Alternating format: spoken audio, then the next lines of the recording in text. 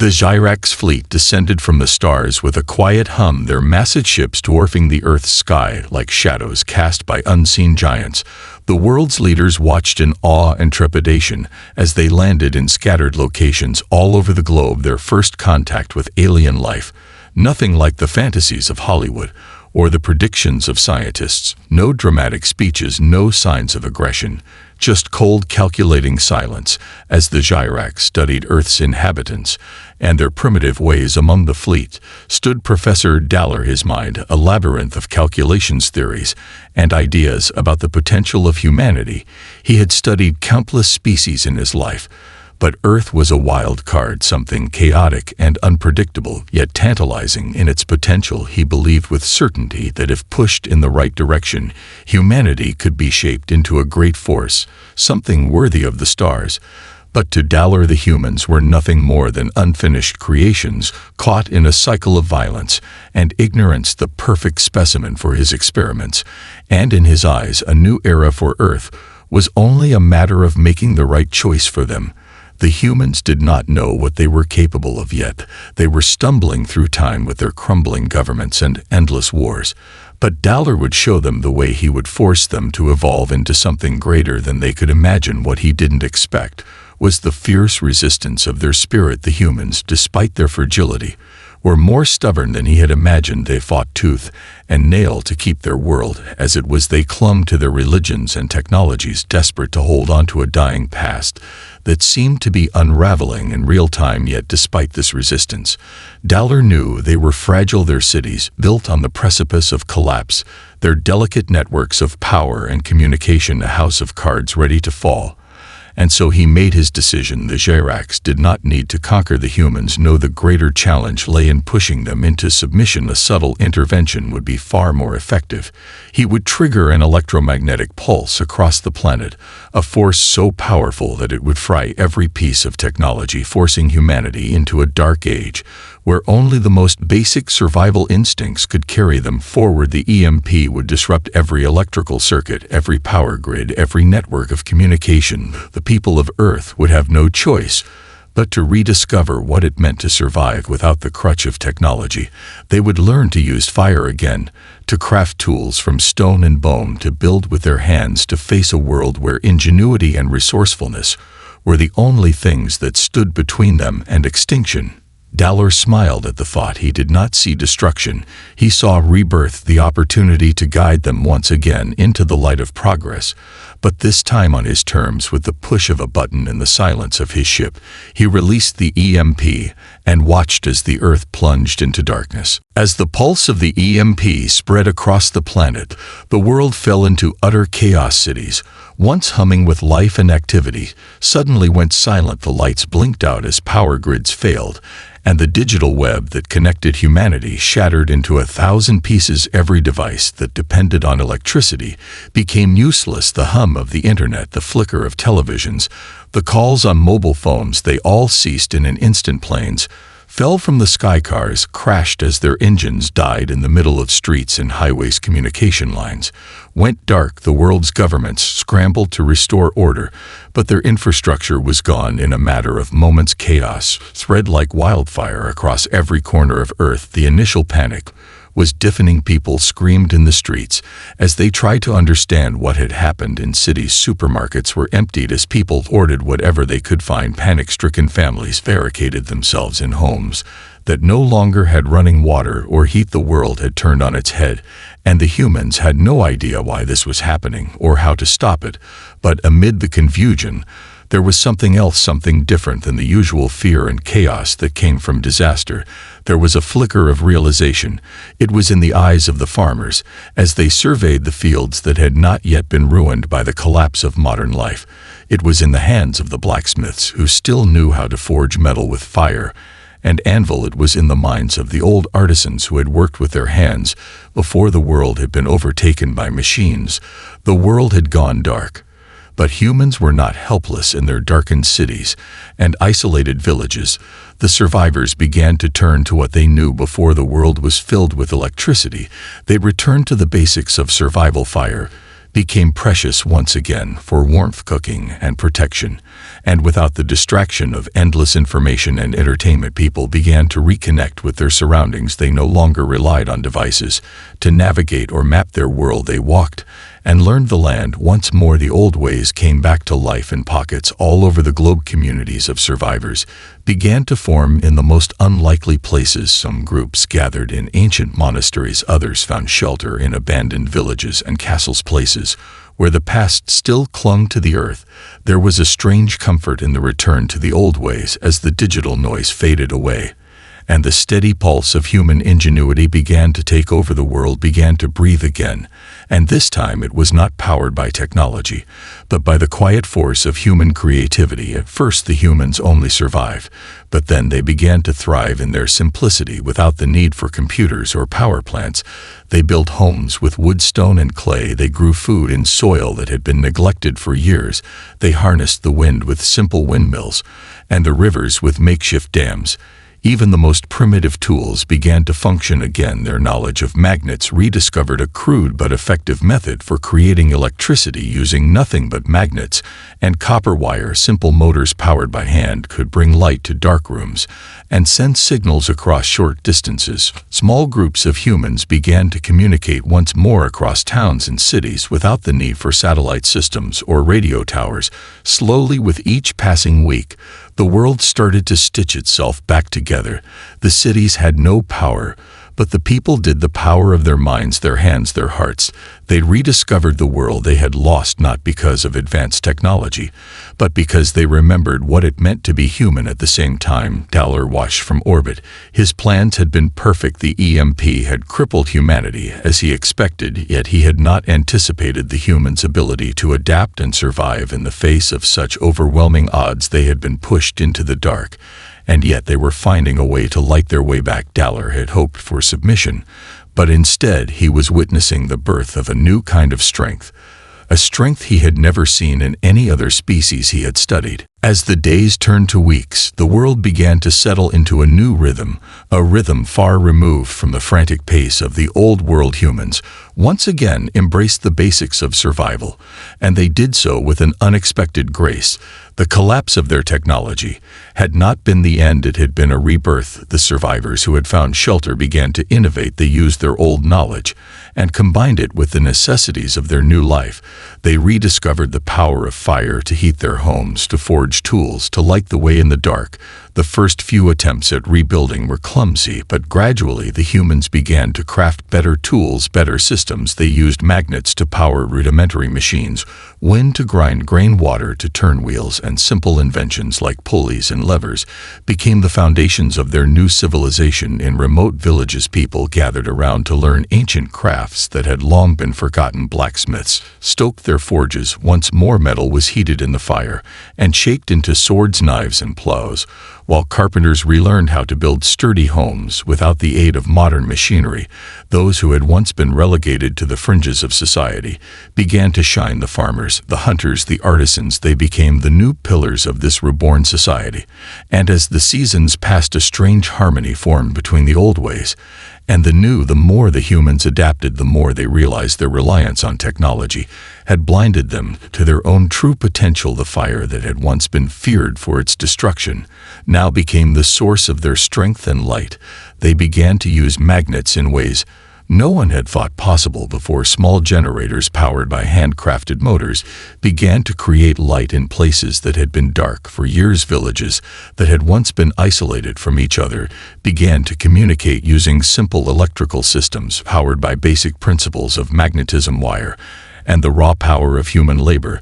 The technological collapse had crippled the global systems, but it had also forced humanity to become self-reliant in ways that Dallar could not have predicted. The humans were no longer just surviving, they were adapting at an incredible rate, and every step they took brought them closer to something more powerful than what they had before, something more than machines. They had rediscovered the power of their minds and hands to shape the world around them. The simple act of using magnets to create energy was just one example of how they were evolving. What had been lost in the world of electronic systems and digital connections was being found in the human capacity to innovate, to work with what the world had given them It wasn't the greatest scientific discovery of the age, but it was something far more profound. It was the understanding that they didn't need machines to define who they were. They didn't need the crutch of technology to be powerful. They had always had the power within them. It was there in the way they learned to use fire, in the way they shaped the earth with their hands, and in the way they worked together to rebuild their broken world. In small pockets across the globe, humanity began to thrive again. Those who had once been city dwellers now found themselves reconnecting with the land and learning its rhythms. Farmers began to teach their children how to tend the soil, how to plant crops, and raise animals without the aid of advanced machinery. These lessons that had been passed down for generations before the rise of the modern world began to find new life in the next generation. The humans weren't just rebuilding, they were rediscovering what it meant to be human, and with every discovery of fire, every use of magnetism, and every effort to work with the natural world, they were proving something to themselves. They didn't need the advanced technology of the Gyrax. They had everything they needed to thrive right here in the earth, beneath their feet. Dahler watched all of this with growing frustration. His attempts to force humanity into a new path had only made them stronger, and now they were rising faster than he could have anticipated. Dahler's frustration grew as the humans continued to adapt faster than he had ever imagined. He had watched the birth of their new world from the sterile comfort of his ship orbiting high above the earth, and despite his calculations, despite his belief that the humans would crumble under the weight of their lost technology, they had done the opposite. They had thrived, they had rebuilt, and found new ways to live without dependence on the very systems he had sought to destroy. And now Dahler knew he had no choice but to make contact. It was time to see what they had become, and to find out just how far they had come without the aid of his intervention. In the vast silence of space, his ship descended slowly toward the earth. It landed in a clearing near a small village where smoke rose from the chimneys, and the sound of hammering could be heard from the distance. The humans had begun to forge their world anew, and Dahler knew he had to see this with his own eyes. When his ship's door opened, he was met by the smell of fresh earth and wood, and the sharp scent of burning metal. The air was thick with the sounds of life in the village. The children laughed as they ran in the streets, while adults worked in the fields and around small forge fires. The humans were busy creating their world again, and it struck Dahler that this was not the broken race he had expected, but one that was thriving in ways he had never anticipated. He stepped out of his ship to be met by a group of villagers who had already noticed his arrival. The leader of the group, an older man named Kel, stepped forward, his eyes sharp with a mix of curiosity and caution. He spoke in simple words, but there was a weight behind his voice that made Dahler pause in his tracks.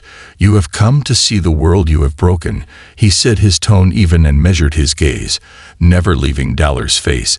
The alien was taken aback. Kel had not screamed or run, nor had he demanded answers. Instead, he had acknowledged the truth with startling clarity.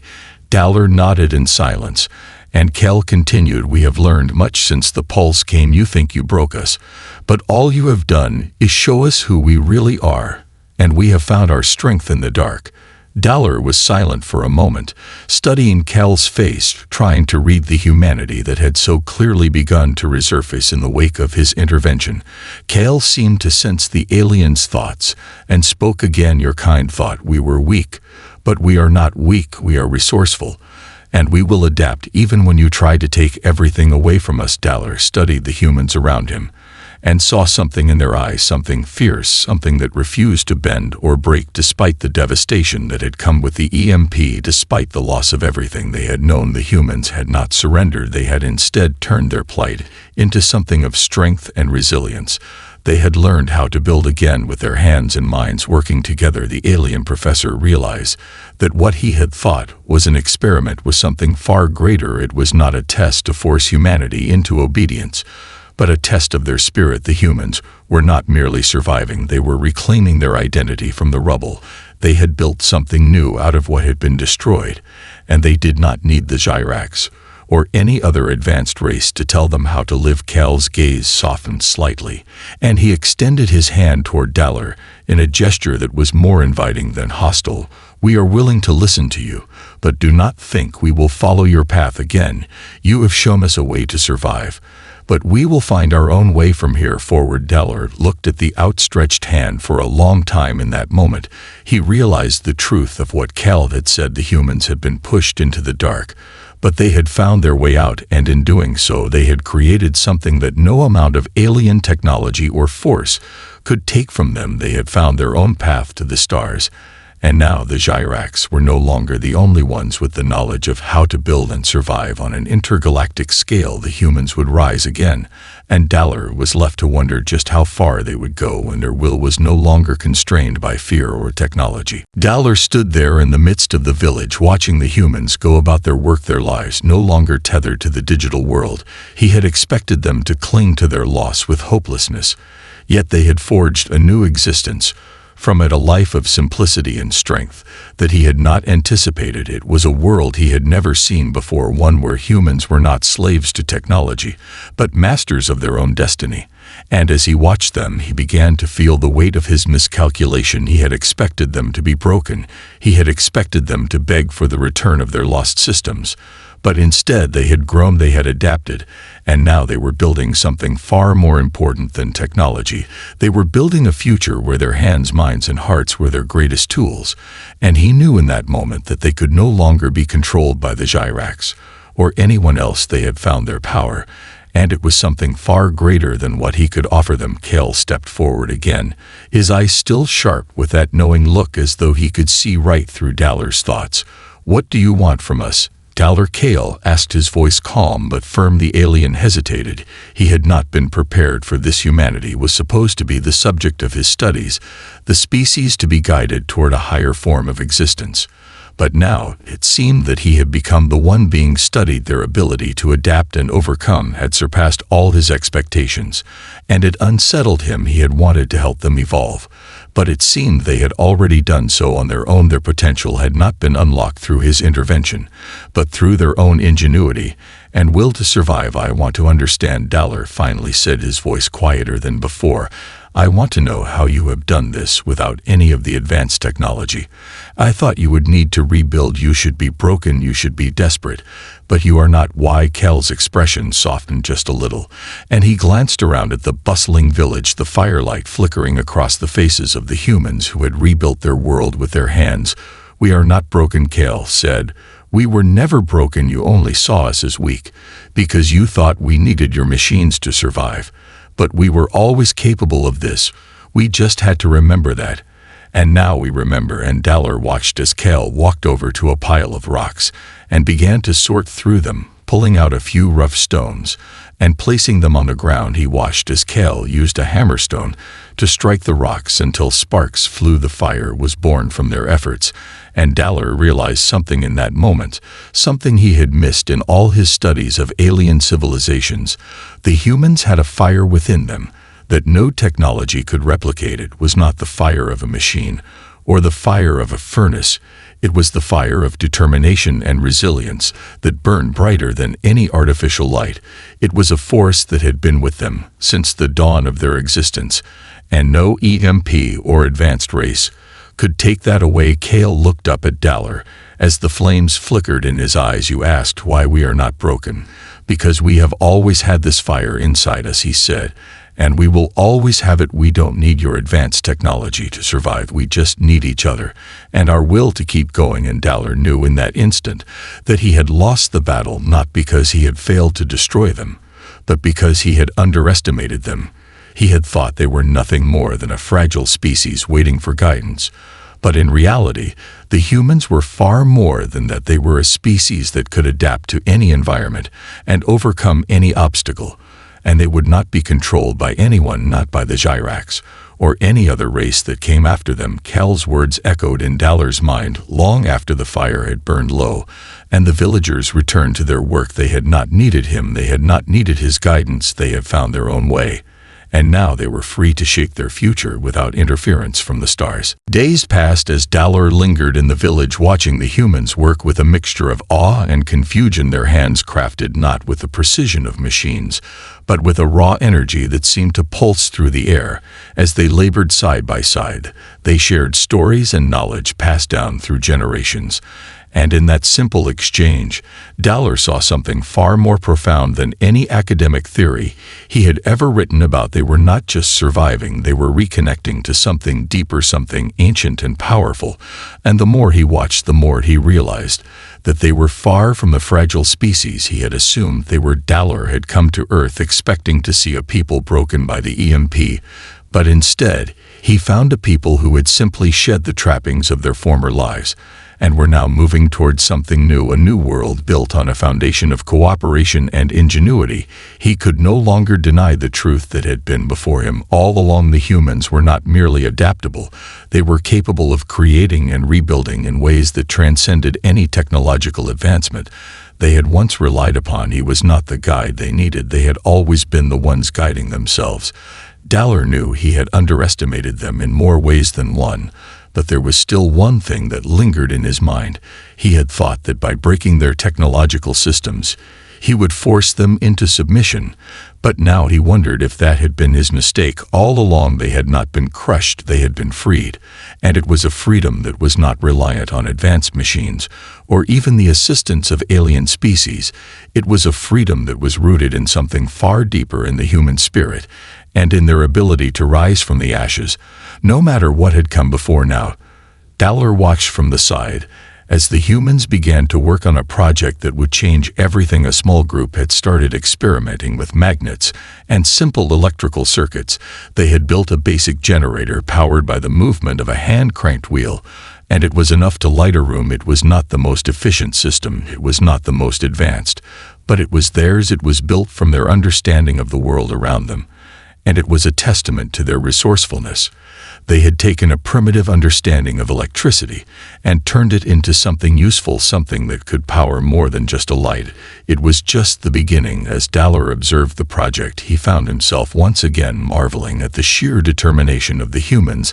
They had not needed alien technology to unlock their potential. They had already unlocked it themselves. And now they were on the cusp of something even greater. They were not only rebuilding, they were innovating. And it was happening faster than Dahler had expected. Before he knew it, they would be ready to create technologies that would rival anything in the stars.